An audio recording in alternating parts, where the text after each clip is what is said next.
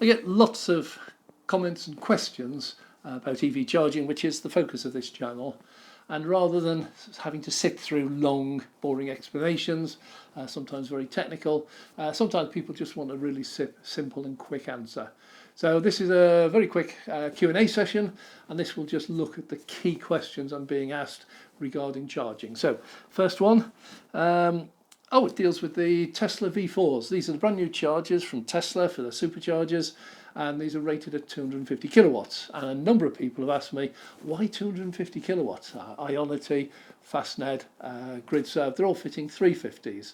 So why 250? And it's a really interesting question. So to try and keep it brief, they're software limited to 250 kilowatts. They're not 250 kilowatt chargers. So what that means is the chargers are capable of far more. I'd love to find out how much more exactly, but we know they're at least 350. Some people are thinking it could be as much as 500 kilowatts. So why software limit them? Well, two reasons really. The first one is when you've got a certain amount of power coming into a site for a supercharger, you can get more chargers in if they're only 250s than if they're 350s. So it's power limited. So that will help them install more chargers. But the main reason is don't need any more than 250. There are very, very few cars that can charge above 250. Thinking like the Porsche Taycan, the Ionity, the Ioniq 6, Kia EV6. These are capable of it, but even those very rarely charge above 250 kilowatts, no matter what you're plugged into. The reason for that is it's all down to state of charge and everything else. So even the Porsche Taycans, when they plug in, don't usually see much more than 250 kilowatts. Tesla top of the range, Model S Plaid, that's limited at 250 as well. So 250 is really good session. So why build them more and restrict it? Well, it does mean that they don't need to replace them in the future. So in 6 months or 12 months, if a lot more cars, let's say Tesla comes out that can charge at 350, or other cars come out that are also capable of charging at 350 on those chargers, then all Tesla has to do is from their head office in Texas, just flick a switch and tell the chargers, look, you're no longer 250, you can now give 350. And all the Tesla supercharger V4s all throughout the world will just instantly switch to a 350 charger. So they're future-proof as well. They've built it in. The reason GridServe are fitting them, they don't have the same flexibility with software, so they fit 350 to make theirs future-proof. Our suspicions are that Teslas can go up probably above 500. The cable is rated, we believe, at 1 megawatt. These are just crazy figures. They're water cooled, amazing, and yet still really light and flexible. So that's the reason. No demand. They can get more chargers, which makes charging better for us. Thanks for the question. Okay, we got a question on power. It's from Tom. And it says, I drove to a Ionity 350 kilowatt charger and all I got was 70 kilowatts. What's gone wrong? Is it the charger? And this is quite a common question. It's really just a misunderstanding. Not going to go very technical. This is going to be quite quick and easy. But there's three things involved here which people do misunderstand. The first of those is the maximum charger output. So this is what the charger is capable of. And they're usually pretty accurate. Occasionally sites will be throttled for power because there's just not enough power, but that's quite rare. Normally if it says 350 or 250, it does it. That's it. It's capable of producing that. But you've then got two other factors. The first one is your car. Now, your car has electronic circuitry within it, which will take that electricity, the 350 kilowatts, and it will pass it into the battery. And that equipment, those components, are all rated. They have a limit. And in most cars, let's say Tesla Model S, even the Plaid, the limit on that equipment is 250 kilowatts. It can't take any more. Try put more through, it'll blow up or catch fire. So it's rated at 250. Model Y is 170, etc. BMW is around about 125, 150. Audi is 150, 170. So this is the physical hardware that the car can accept, and it can't take any more, and there are measures in place to stop it taking any more. So the first thing is, if you have a car which charges like a Model Y at 170 kilowatts, if you go and plug it into an Ionity 350, you'll only ever get 170. That's it. You can't get more. But you won't get 170 because beyond that, the third point is you have a battery management system. Now your battery very expensive piece of kit, most expensive bit of the car, and the last thing you want to do is destroy it or blow it up and catch fire. So the battery has a management system which will decide how much of that 170 kilowatts the Model Y can take is safe to put into the battery. So I'll give you an example. If it's absolutely bitterly cold, the battery is frozen, it's minus 20, been out all night, really bitterly cold. If you were to try to put even 170 kilowatts in, it would blow the battery up. It would just explode, catch fire. It would destroy it beyond use. So you can't do that. Also, if the battery is really full, the last thing you want to do is slam in another 250, 350 kilowatts. It'll destroy the battery, do a lot of damage. So what you end up with is 3 levels. One is what the charge can put out. The other one is the maximum that the car can take. And the battery management is the one that decides what the car will take. And so it's the battery management system really overall. So if you turn up at an Ionity 350 charger and you have a Tesla Model Y or a BMW iX4 or an Audi, none of those are going to reach 200 kilowatts. So you will never get 200 kilowatts. And if you arrive with a very high state of charge or a very cold battery, you're not going to get anything like that at all. So the secret message here is only go and charge when you need to charge, when your battery's down about 20 or 30% stated charge. Use preconditioning if you can, so that gives you a faster charge, and then that's about the maximum you'll get. My Tesla Model S is rated at 150 kilowatts. I've had it 4 years. I film everything, record everything. I charge hundreds, probably thousands of times now. I've never seen more than 141 kilowatts ever, and I do run it really low on occasions. So that's the quick answer to that one, is it's probably your car and your misunderstanding of what the 350 on the Ionity means. It means that's the maximum it can give out, not to your car, unfortunately. Next question. Oh, this is a nice one from, Eco Warriors and Big Brother. There's no name, it's a huge long title, so I'm not going to credit this one, but it's along the lines I did say in the last video about the V4s, is Tesla's run predictive software. They monitor the cars, they monitor the chargers, so they can give you a better service. And of course we get the anti-EV brigade and the anti-Tesla brigade. Oh, it's Big Brother watching you. Next, so I can't remember what he said, next you're going to have to ask permission to, when you put your destination in, whether Tesla will let you drive. Rubbish. Okay, so let's deal with data protection. Right, the biggest risk to data protection at the moment is your mobile phone, without a doubt, by far. Every single second of every single day, your phone is being monitored. The towers know where it is, everyone knows where it is. When we had the lockdowns, I don't know if you saw, they used to come on and say, oh, road traffic is down 78%, the lockdown's working. They got that data from the mobile phone companies. They track every single mobile phone in the whole world, and they know exactly where they are. They know where the home is because it's the place it goes most often. They know where you work because that's the place you go second often. They know where you eat because that might be every, once a week you go to the same restaurant. They know all this data. Big Brother's already there. That's in your mobile phone. You don't need a car to make it any worse. But worse than that, of course, your mobile phone listens to every word you say.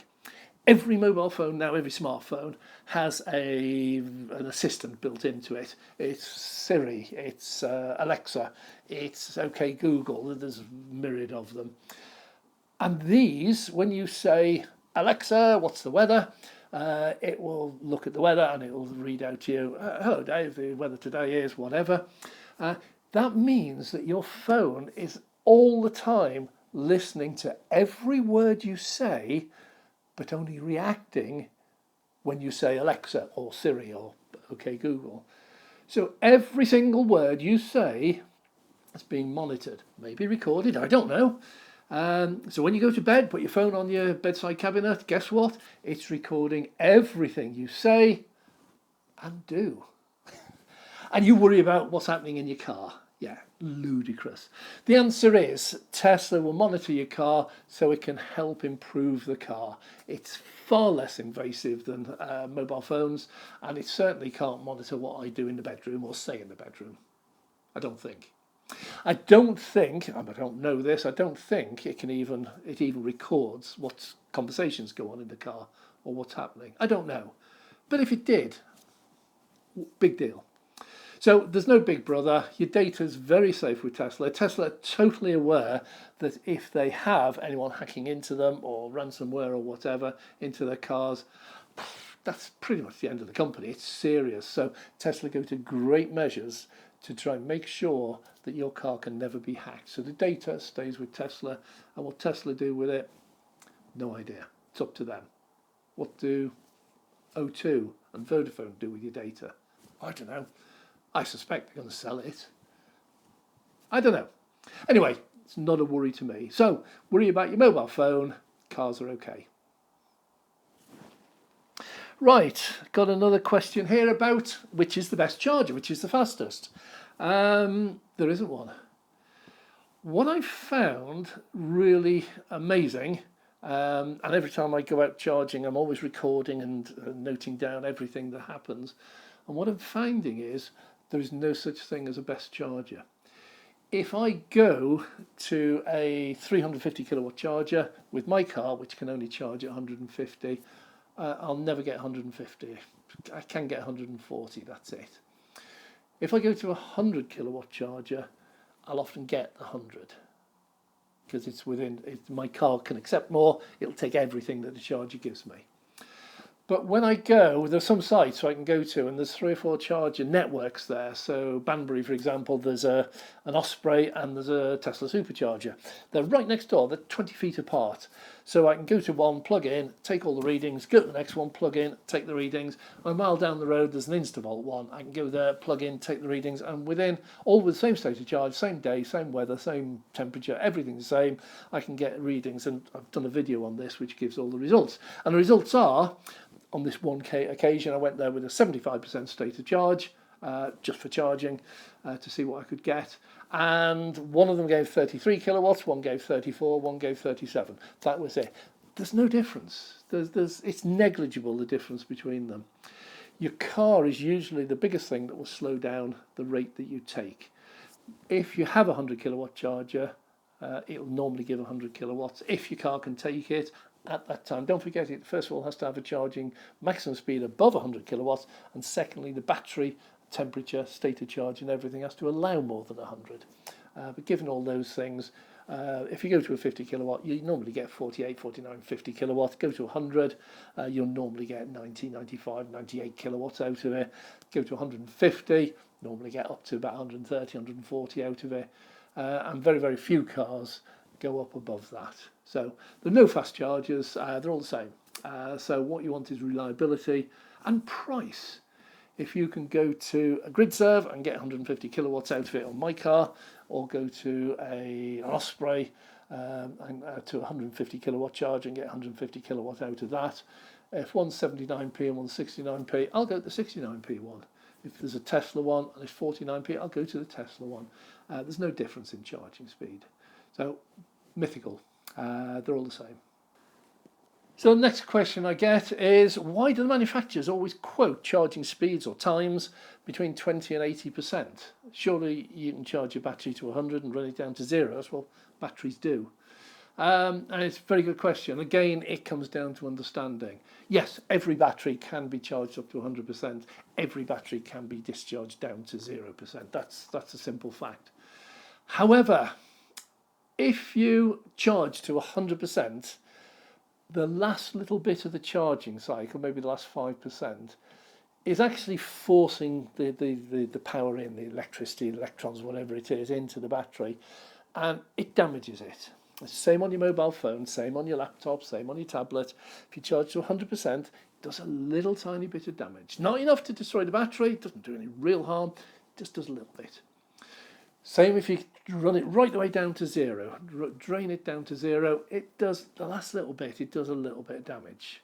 And same on your mobile phone, don't let it run out, it does damage to the battery. There was a big scandal a little while ago about iPhones, the battery life and charging and everything else. It's lithium ion, it's every battery, they're all the same. So what the manufacturers would like you to do is protect your battery, and seeing as it's the biggest part of your car, yeah, go along with them. So what they suggest is, don't let your battery get below 20%, and don't charge it above 80%. Within that range, when you charge it and discharge it, it does virtually no damage at all. It's very safe, very good for the battery, but more importantly, it's really quick. Within that range, they can pump in the power really quickly, so your charging time is very much reduced. So it's an ideal way to use your car. So even with the mileage I did 20,000 miles last year, and I typically will often go. I went down to Cheltenham from Preston.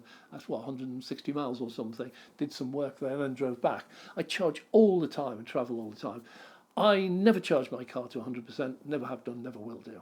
I typically will charge up to 70 or 80% if I'm going a reasonable distance. Yesterday I was in the Wirral. It's a 50 mile each way trip, 100 mile round trip. Well, I was set off with about 160, 170 mile range, which is about 70%, 80%, and got there and back quite happily, came home, plugged in, everything's all right. So you can go beyond it, but I never charge to 100%, and the main reason for that, beside the battery, is your regenerative braking. Very simply, if you, as an EV driver, take your foot off the accelerator, your car regenerative brakes. It uses the momentum of the car to recharge your battery, and it applies brakes in the process. So you take your foot off, the car brakes, and some people use one pedal driving. They use the accelerator as a brake if you take your foot off. So if you have a battery at 100%, it can't do regenerative braking. There's nowhere for the power to go. The battery's full, won't take any more. So it surprises a lot of people, catches them really unawares, but they'll be driving along, they'll just charge to 100%, set off, take the foot off the throttle, and the car just keeps going. It's freewheeling. There's no braking whatsoever, no regenerative braking. So it's not good to go up to 100%. I never go more than 95%, and I'll only put in 95% if I absolutely need to. Give you an example, going down to Cheltenham. Well, going down to Cheltenham, it's about 160 miles. I can do that easily on 70 or 80%. That's absolutely fine. I know I haven't got enough power to get back home. It's another 160 mile back home. And so I am going to charge at some point. So when I stop off, either at a hotel for the night, if I'm working down there, or for a lunch, I'll top it up then, back up to 90%. So when I finish my work, I can drive home on the rest of the charge. There's no need to charge it up to 100% or 95% just because you're going a long distance. So for most people, don't let it get below 20%. Don't let it go above 80%. There's just no need. If you're using your car for commuting, charge it up to 80%. Use it until it gets down to 20. Plug it in, back up again to 80% and use it like that. Just don't need it. Car sometimes surprises me, my Tesla. Sometimes I'll be, let's say, in Birmingham doing some work and I'm heading home. I've got 110 miles on the range showing and 100 miles trip. So I'm expecting when I put my home address in, another video on why I do my home address every time I know where I live, put my home address into the sat-nav and it will tell me whether I can get there with the state of charge that I have. And several times recently it said, yeah, you'll get there with 6 miles left. Literally 6 miles. And of course, first time it did, no way is that. So all the way home I'm watching it. The one thing I've learned with 4 years of driving with my Tesla, it's accurate. If it says you've got 106 miles, you've got 106 miles. That's it. It never suddenly says, oh, sorry, got it wrong. You need to find an air supercharger quickly. It's pretty accurate. And so on one of those occasions, I arrived with 7 miles left. Came home, plugged it in. And doing it once in a while does that little bit of damage. But if my car's telling me it's all right to do it with my model of car, my battery, the age of the battery, the state of the battery, everything else, if my car says it's okay to do it, I'll do it. I'm not a battery expert. I'm not a chemist. I don't know all of this. But if my car says it's okay to drive home and get home with 7 miles, I'll do it. We've got an interesting question here about preconditioning, and this is quite a confusing area for an awful lot of people. Some people don't have the ability in their cars to precondition when they're heading towards a charger. Teslas do, so I'm not going to dispute which car is better or worse. They're just different. If I program in a Tesla charger, on the way there it will look at the battery, and if it needs preconditioning, preheating, it will do it. Or if it needs pre-cooling, if the battery is really hot, it'll cool it down. So why is preconditioning good?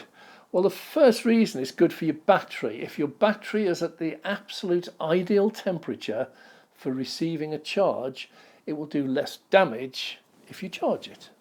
So it's better for the battery. Does it use power? Yes, it does. It uses power on the way to preheat the battery. So it'll run heaters, air conditioning, whatever it is that you've got running it, or heaters. And that will come out of your battery, so it reduces your range slightly. So it is being used. However, when you get to the charger, if your car is at exactly the right temperature for maximum charging, you will charge really quickly, very much quicker. And it will replace that extra power you used preheating the battery. So the answer to the question is yes, it will use power, but it will dramatically reduce your charging time, and it will dramatically reduce any damage to your battery. So my advice is, for the very small amount of power it uses to preheat the battery for a few minutes on the way to your supercharger, it's well worth doing to get the benefits of the faster charging time and protecting your battery. So that's my opinion. If you haven't got preheating, what you'll find is really interesting, and I'll try and put up a photo of this. If your battery's too cold to accept a charge safely, then the car will use the charger to preheat the battery before it allows any charging current through to charge the battery. And I've got, hopefully I'll put that up here somewhere so you can see this on this. But your car battery management system can use the charger power to preheat your battery if you haven't got preconditioning. Let it. It knows what it's doing. I would trust whatever your battery management says or whatever your manufacturer says. Trust them, because they're the one who builds the car, and hopefully they know what they're doing. Okay, well that's about it for this video. We covered quite a lot of subjects in there, so I hope you've enjoyed this. If you have enjoyed this, please subscribe so that you get notified when we release the next videos, and some of the subjects covered will be the subject of a video which goes into much greater detail very shortly. If you do like supporting the channel, and you can, please consider becoming a Patreon member. We can support us financially. Going about and doing all this charging does cost time and money, and every contribution is gratefully received. So thanks very much for watching. I'm Dave.